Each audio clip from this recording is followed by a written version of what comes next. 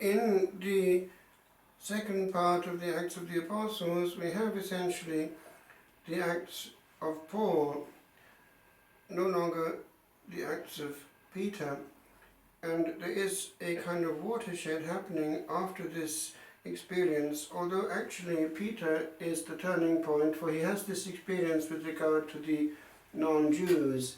He is not to call what God has cleansed unclean, and he goes with them without hesitation, and the Holy Ghost comes upon them as upon the others at the beginning. So that is already cracking the mold. And now we have the whole thrust of the missionary activity of the former persecutor, Saul of Tarsus, the man for the hour, for he had the best of both worlds. A man born in a place which was of Hellenic importance, a city which had a certain culture, no mean city, but also brought up at the feet of Gamaliel, and therefore able to act on both levels very well, using even the pagan culture to get through to the pagans, as we see at Athens, quoting their own poets and turning against them what they thought was actually good religion, basically superstition, an altar to an unknown God, and he uses that as a starting point. But what do they do initially? They go on the Sabbath to the structure that is there, the diaspora of Jews, and so they work on what is already divinely prepared, that monotheistic culture and faith which the Lord has already formed from bygone ages. And they are asked within that context to give a word of encouragement. And what do? They use a Hebrew language, a Hebrew terminology. Men of Israel and those who fear God, that's the non-circumcised Jews who are coming in from the outside. And he goes then into the history of Israel. And then he comes to the last point, John, who is the last of the old, and makes a jump and comes then to the crunch, and of course ends up with the resurrection. And that is the ouch point where they can't go any further. And so he is the one who gives the example of how to do it. Only then do they go to the pagans and give them what the Jews reject. The Lord, we see, comes into a culture, and we must do the same. On this day we remember how our Blessed Lady came to a culture which was actually quite curious. The name Fatima has even Islamic connotations linked with the family of Muhammad. We must remember how there was in that Iberian Peninsula a strong Islamic presence at one point. And they actually do have a certain honor given to our Blessed Lady, which is interesting. She came to very simple people. However, Lucia was asked to learn to read. The other two were to go early on in life. But they went very quickly into a very spiritual mode. We see the evolution in a short time. In Francisco, Jacinta herself was very open to divine grace, and at the age of 9 she was already very much aware of the importance of certain things. As she was dying in hospital in Lisbon, she pointed out, even at that age, how sins of the flesh, immodesty, impurity were displeasing to heaven, daring to point out things to the nursing staff. And this would indicate that she was being given intuitions directly by our Blessed Lady at that point. Also, in her hospital bed, she was able to get a message through to the Cardinal, because no one would listen to her with regard to talking in church. Our Lady did not want people talking in church. So two things that are very important in our own time, immodesty, impurity, and respect for the Blessed Sacrament, were all coming through to this child of 9, who is the youngest canonized saint that we have in the Catholic Church, at least of those who are not martyred. And then we have the work of Lucia, which was to carry on. I've put up on YouTube already more than one teaching on what actually happened with regard to the third secret.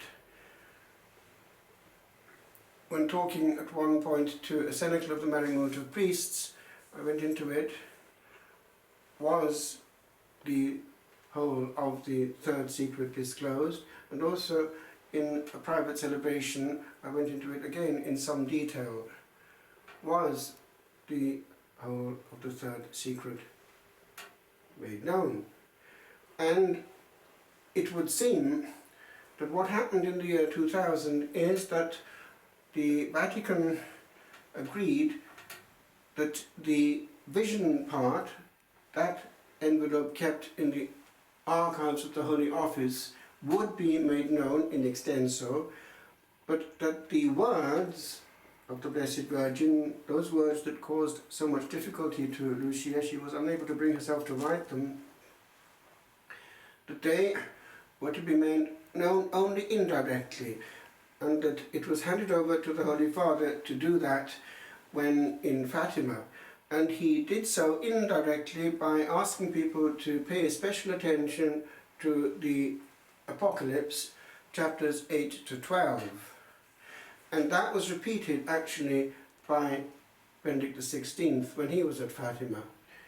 Out of those two pontiffs, especially actually what Cardinal Ratzinger said before becoming Pope, we know a few things which were leaked. We know what John Paul II said at Fulda not long after being elected Pope when talking to the German bishops. We also know how Cardinal Ratzinger indicated to Mr. Howard, he was ambassador from the Philippines, that the message of Fatima can be heard at Akita. It is the same message, and there we know therefore how there is a question of crisis of faith, which would make sense in what was disclosed already discreetly by Pius XII, already in the 50s, because he had sent Schweigel, a Jesuit, to talk to Sister Lucia in her convent, and he was unable to reveal the secret, but was unable to make known that it was in two parts. And there obviously is a question of a crisis of faith. And that would be something which one can see a hint of in what Lucia actually wrote. In Portugal, the dogma of the faith will always be preserved, etc., indicating by etc. that there is there something which is in word form. Again, we know that Archbishop Capavilla, who was private secretary to St. John the 23rd, was talking to Solideo Paolini and trying indirectly to make him aware of the real issue, but not able to. But eventually it was pulled out of him by the one who was talking to him, Solideo. There are therefore two envelopes, and he discreetly had to admit, per l'appunto, that's the whole point. And we know that when Sister Pasqualina, who was the very faithful help to Pius XII, not only at Munich when he was papal nuncio, but also when he was Pope, that she was pointing out to a journalist, a good journalist, sent from France to do an article on the inside of the Vatican, and when he was visiting the papal apartment, that she did point out to him in 1957, in there, that old antique bit of furniture called Barberigo is the third secret of Fatima. Therefore, that is that second envelope, not the one that John Paul II asked to see after the assassination attempt. It's then that he got hold of that which was in the Holy Office, and that was what was made known publicly in the year 2000.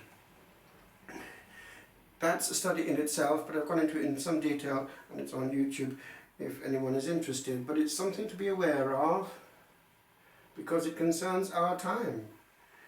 Why did John the 23rd not want to make it known? Why was he taken aback when he read its contents? It's obvious something that would have put a brake on the whole thrust of the Second Vatican Council, and would have brought a spirit of pessimism into the optimistic air.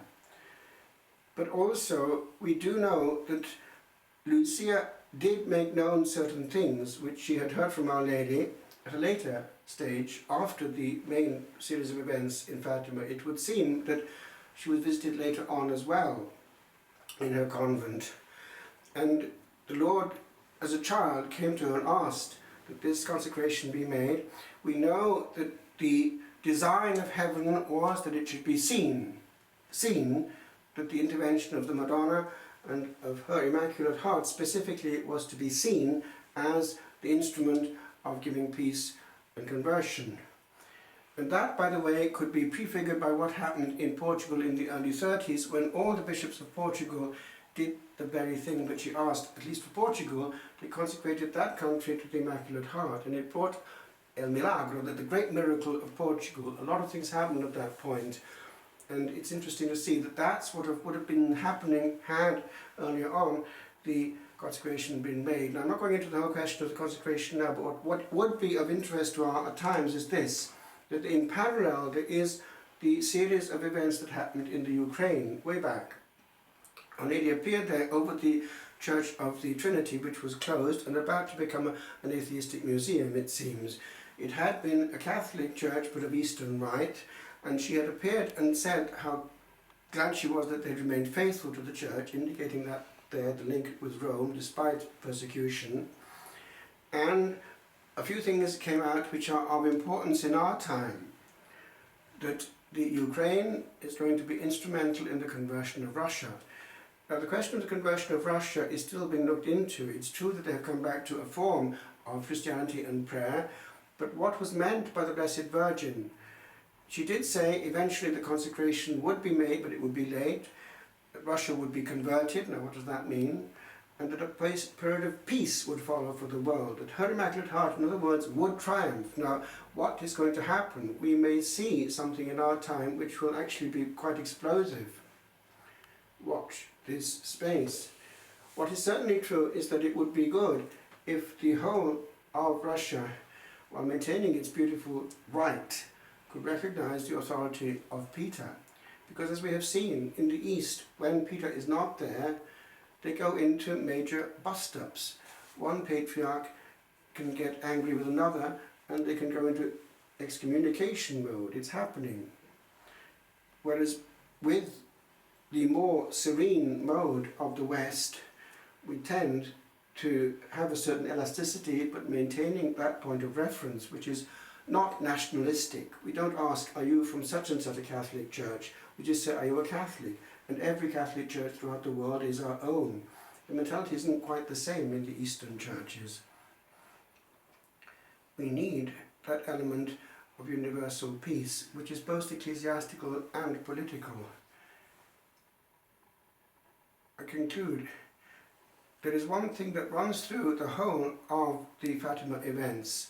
Eventually in September she disclosed herself and named herself as the Queen, the Lady, Our Lady of the Rosary, which meant that she was there for that specific mission of spreading the Holy Rosary.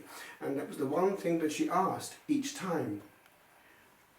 The Portuguese expression for what she asked for means what we call the Rosary. It's the one part of the Rosary, 5 decades. And she wanted it said every day, and that's the one thing she asked for each time. And it's something we can all do, but we need to do it well. At Lourdes, earlier in time, Our Lady showed Bernadette that she wanted it done well, for instance by the sign of the cross that she was taught how to make. And she wants these to be prayed with the heart and not rattled off, which is the great tragedy of the Rosary, that it's not always the case. With regard to the very strange events of the spectacular miracles at the end of the sequence of events at Fatima, there is the whole series of pictures, as it were, in the air that the children saw, and we noticed that she appeared as Our Lady of Mount Carmel. Therefore, she wants the scapular used, and she did, it would seem, indicate towards the end of those events that she would return as Our Lady of Mount Carmel, and that, it seems, is what happened at Garabandal, because she came back there as Our Lady of Mount Carmel.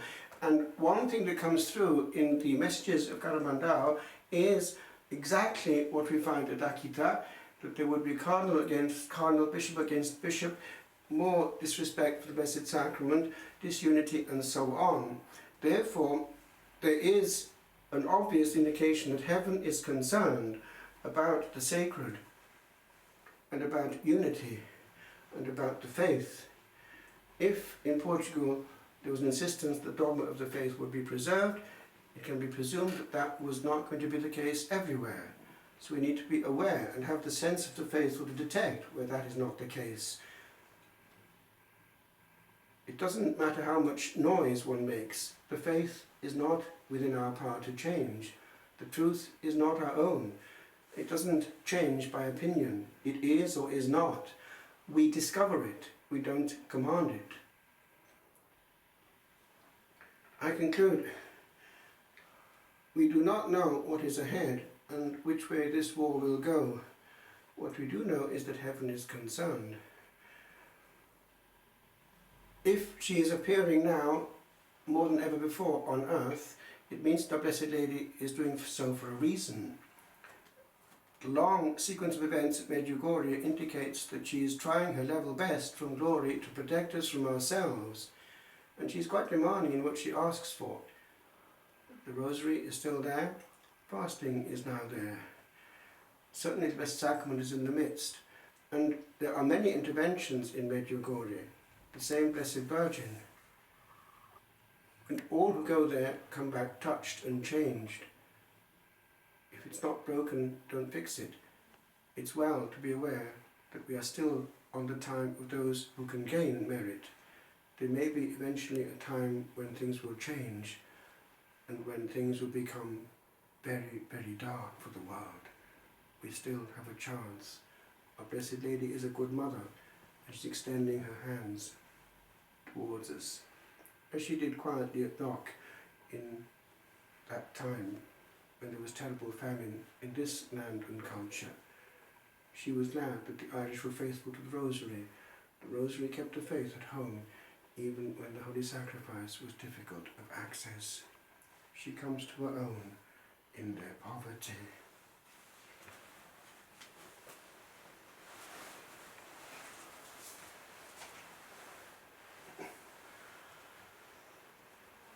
There were people of all ages gathered round the gable wall, poor and humble men and women, little children that you called.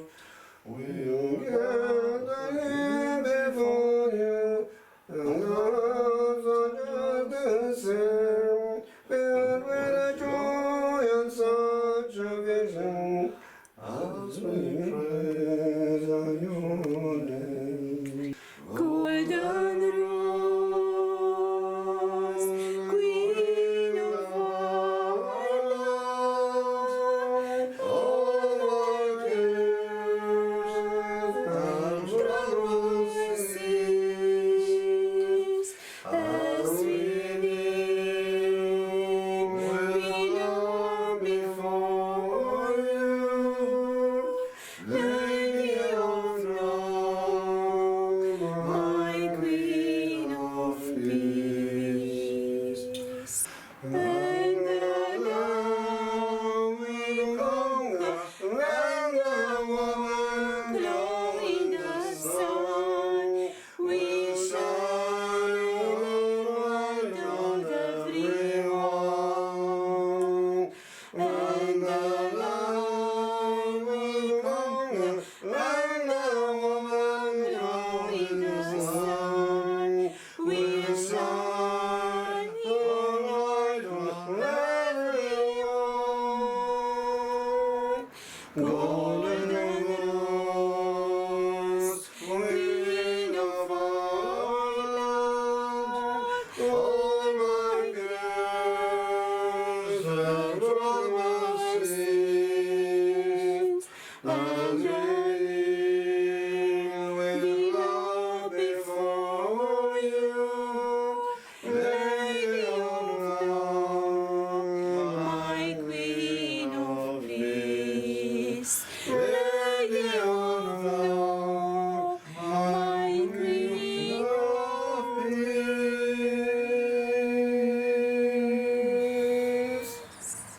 Lovely.